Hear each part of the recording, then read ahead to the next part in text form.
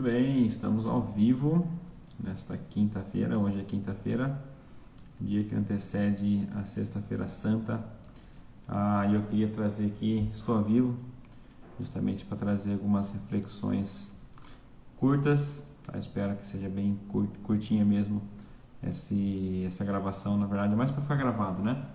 Algumas reflexões sobre o significado da paixão. Então, cada dia, de hoje até domingo, eu queria meditar um pouquinho sobre alguns significados da paixão de Jesus.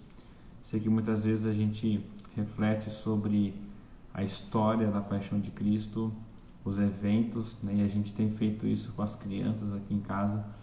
Hoje mesmo nós relembramos um pouco da Páscoa e da ceia que Jesus celebra ali com os discípulos, né? Antes de ser traído.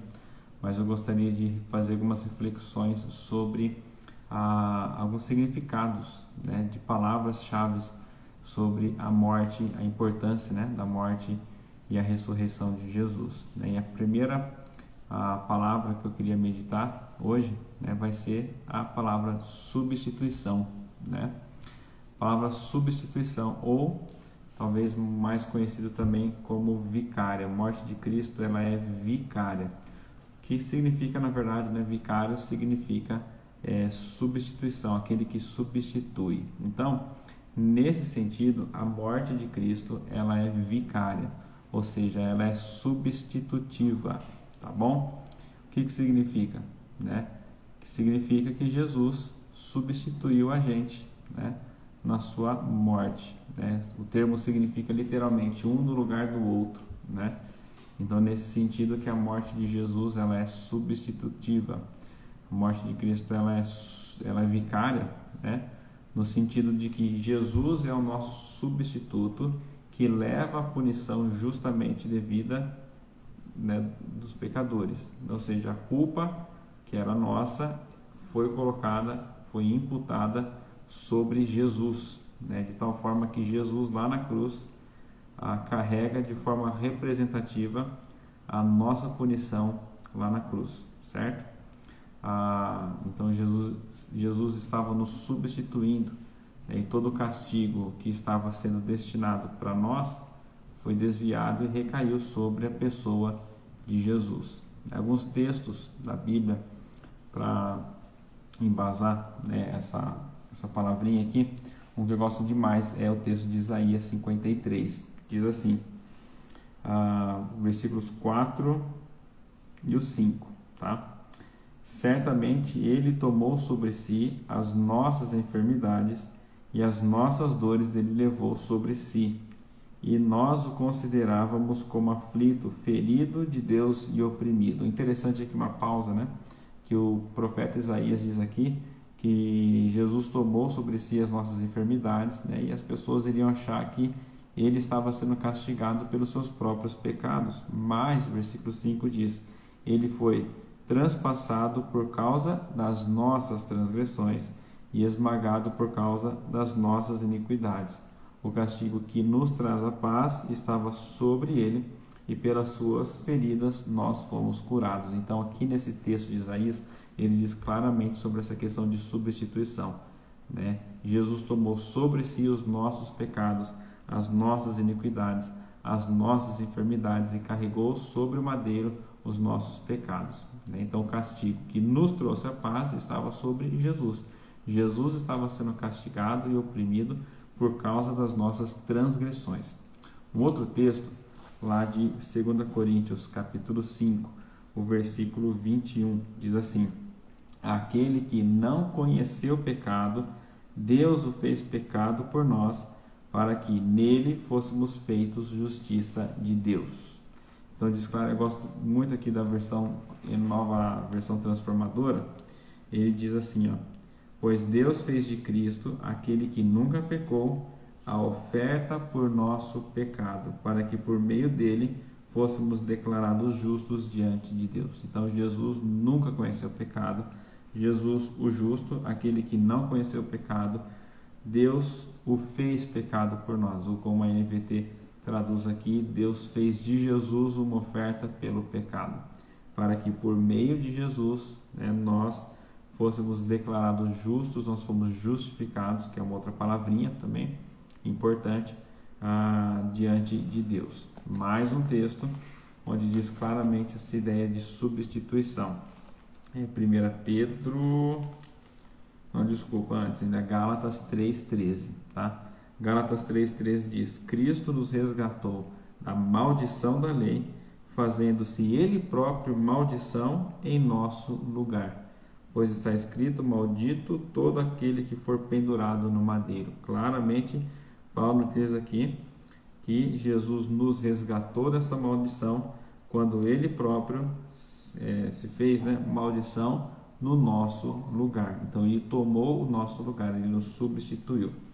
Mais um texto, 1 Pedro capítulo 2, versículo 24 diz, eu vou ler o 23, Pois ele, quando insultado, não revidava com insultos, quando maltratado, não fazia ameaças, mas se entregava àquele que julga retamente, carregando ele mesmo em seu corpo, sobre o madeiro, os nossos pecados, para que nós, mortos para os pecados, vivamos para a justiça. Pelas feridas deles vocês foram sarados. Interessante que esse texto de 1 Pedro nos lembra muito ali o Isaías 53, Pelas suas feridas nós fomos curados, Mas o versículo 24 diz que ele carregou no seu corpo, ele mesmo carregou no seu corpo o quê? Os nossos pecados. Então Jesus nos substituiu ali na cruz. E mais um versículo que traz essa ideia de substituição da morte vicária de Jesus é ainda em 1 Pedro 3, o versículo 18. Pois também Cristo padeceu uma única vez pelos pecados, o justo pelos injustos, para conduzir vocês a Deus, morto sim na carne, mas vivificado no Espírito. Então, Cristo padeceu uma única vez, o justo pelos injustos, ou o justo no lugar dos injustos, tá?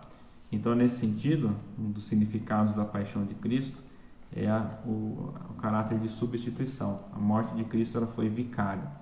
Agora, não pense que aquela ideia que a gente tem, a cruz era o meu lugar, era para eu ter morrido no lugar de Jesus. Não é bem assim, não, tá? Você jamais poderia morrer pelos seus próprios pecados e nem por ninguém. A própria Bíblia diz isso, Você não pode morrer, você não pode pagar pelos seus próprios pecados. O que acontece é que o que era seu, o que era nosso, é a ira de Deus.